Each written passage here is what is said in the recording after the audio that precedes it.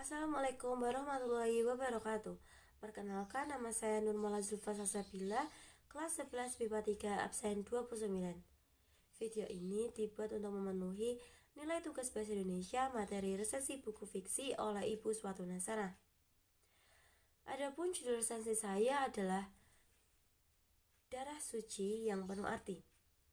Buku yang saya resensi berjudul Laut Bercerita karya Laila S. Chudori yang diterbitkan oleh Kepustakaan Populer Gramedia pada tahun 2017 cetakan pertama dan diterbitkan di Jakarta dengan tebal buku 379 halaman. Sebelumnya, izinkan saya memperlihatkan pohon literasi di kelas saya. Siapa yang tak kenal Laila S. Chudori yang memulai karirnya sebagai penulis sejak umur 11 tahun. Laila S. Chudori menuturkan cerita tentang kejujuran, keyakinan, tekad, prinsip, serta pengorbanan. Pada usia dini, ia menghasilkan buku kumpulan cerpen berjudul Sebuah Kejutan, Empat Pemuda Kecil, dan Seputih Hati Andra. Pada usia dewasa, cerita pendeknya dibuat di majalah Zaman, majalah Sastra Horizon, Matra, Jurnal Sastra Solidarity, Manageri, dan Tenggara. Buku kumpulan cerita pendeknya Malam Terakhir telah diterjemahkan ke dalam bahasa Jerman Die letzte Nacht, Horlemann Verlag. Cerpen Laila dibahas oleh kritikus sastra Tineke Helwig. Laila S. Chudori, Women in Contemporary Fiction Writing dalam Tenggara. Tineke Helwig kembali membahas buku Laila, 9 dari Nadira, dan mengatakan bahwa buku ini memiliki authenticity in reality dan mengandung kompleks naratif. Kemudian ia menerbitkan beberapa novel. Ketika membaca novelnya, kita seperti tidak sedang membaca, tetapi kita ikut masuk ke dalam cerita di dalam novel. Seperti novel yang berjudul Laut Bercerita. Bagaimana bisa sebuah rezim otoriter dapat terus bertahan selama lebih dari 30 tahun di Indonesia? Nyatanya, pada zaman Orde Baru di bawah langgengnya kediktatoran rezim Soeharto tersimpan sejarah kelam bangsa Indonesia dengan segala tindakan tidak manusiawi, pemerintah yang terkubur bersama, hilangnya para aktivis pembela rakyat secara misterius.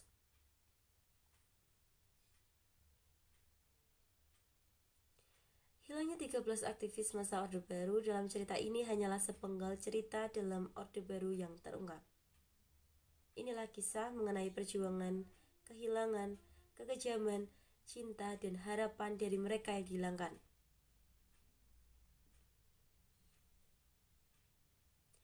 Babak pertama novel terjadi pada rentang waktu tahun 1991 hingga 1998 melalui perspektif Biru Laut Wibisana, seorang mahasiswa sastra Inggris Universitas Gadjah Mada yang merupakan tokoh utama dalam novel ini. Laut memiliki ketertarikan dengan karya sastra terlarang pada masa itu, hingga dirinya nekat mencetak ulang novel karya Pramudia Anantatur. Berkat ketertarikannya tersebut, Laut mengenal Kasih Kinanti, salah satu aktivis yang mengenalkan Laut kepada organisasi Winatra dan Wirasena. Organisasi tersebut pada akhirnya menjadi tempat bagi Laut dan kawan-kawannya untuk berdiskusi mengenai berbagai macam hal, khususnya hal-hal yang dilarang. Mereka berupaya melakukan berbagai macam aksi dengan orientasi mengubah tata pemerintahan Indonesia agar menjadi negara demokrasi yang tidak anti kritik, bebas korupsi, kolusi, dan nepotisme, serta dapat mensejahterakan seluruh rakyat. Sungguh janggal dirasa bahwa pihak aparat negara seolah selalu mengetahui rencana aksi yang telah disusun dengan matang oleh Winatra, sehingga aksi tersebut dapat digagalkan dengan mudah oleh aparat negara.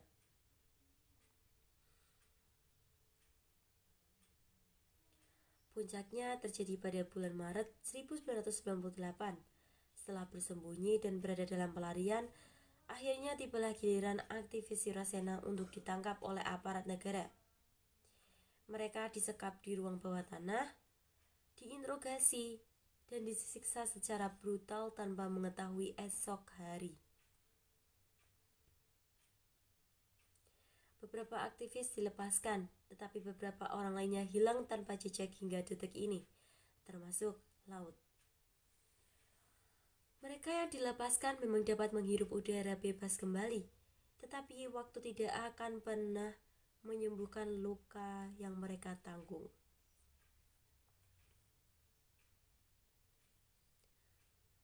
Babak kedua berlanjut dengan latar belakang tahun 2000 hingga 2007 yang disajikan melalui perspektif Asmara Jati, adik Laut seorang mahasiswa kedokteran Universitas Indonesia. Sudah 2 tahun sejak Laut menghilang, tetapi tidak ada sedikit pun kejelasan yang diterima keluarga mengenai hilangnya sosok Laut. Bagian ini tidak lagi diisi dengan narasi Laut mengenai penyiksaan, teror, dan kepedihan yang diterimanya. Akan tetapi bagian ini dipenuhi rasa kesedihan, kehilangan, keputusasaan, dan ketidakpastian mereka yang ditinggalkan. Keluarga Laut, teman-teman Laut, dan keluarga aktivis lainnya hanya memiliki bahu satu sama lain untuk bersandar sebab ketidakjelasan nasib Laut dan aktivis lainnya yang hilang. Begitu banyak halangan yang mereka lalui demi menuntut keadilan, tetapi mereka tidak pernah berhenti untuk terus berharap. Mereka tetap melanjutkan perjuangan untuk menyingkap kebenaran dan menuntut keadilan kepada pemerintah atas nasib orang yang mereka cintai. Novel dengan genre historical fiction ini disajikan dengan bahasa yang indah, tetapi di saat bersamaan juga menyayat hati para pembaca. Dengan membaca novel Laut bercerita akan membuka pikiran dan hati pembaca mengenai betapa kejamnya rezim Soeharto pada masa itu.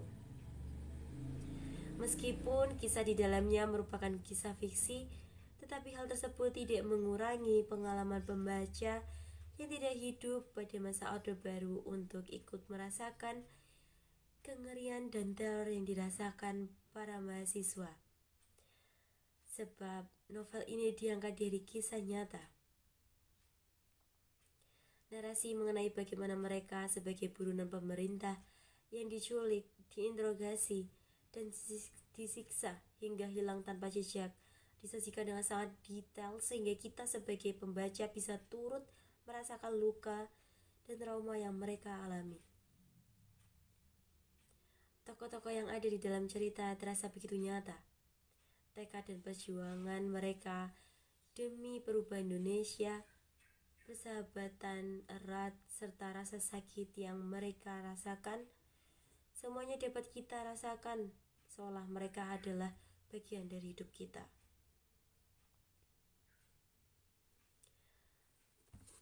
Novel ini dapat menjadi penggerak bagi kita untuk terus memperjuangkan kepentingan masyarakat di tengah fakta bahwa masih banyak terjadi kasus pelanggaran HAM dan kasus ketidakadilan di Indonesia. Namun, membaca novel ini dibutuhkan pembaca secara berulang-ulang karena menggunakan alur campuran. Akhir kata, jangan sampai kita mencapai titik kelam, karena kelam adalah tanda kita sudah menyerah. Kelam adalah suatu kepahitan, satu titik ketika kita merasa hidup tidak bisa dipertahankan lagi. Saya akhiri. Wassalamualaikum warahmatullahi wabarakatuh.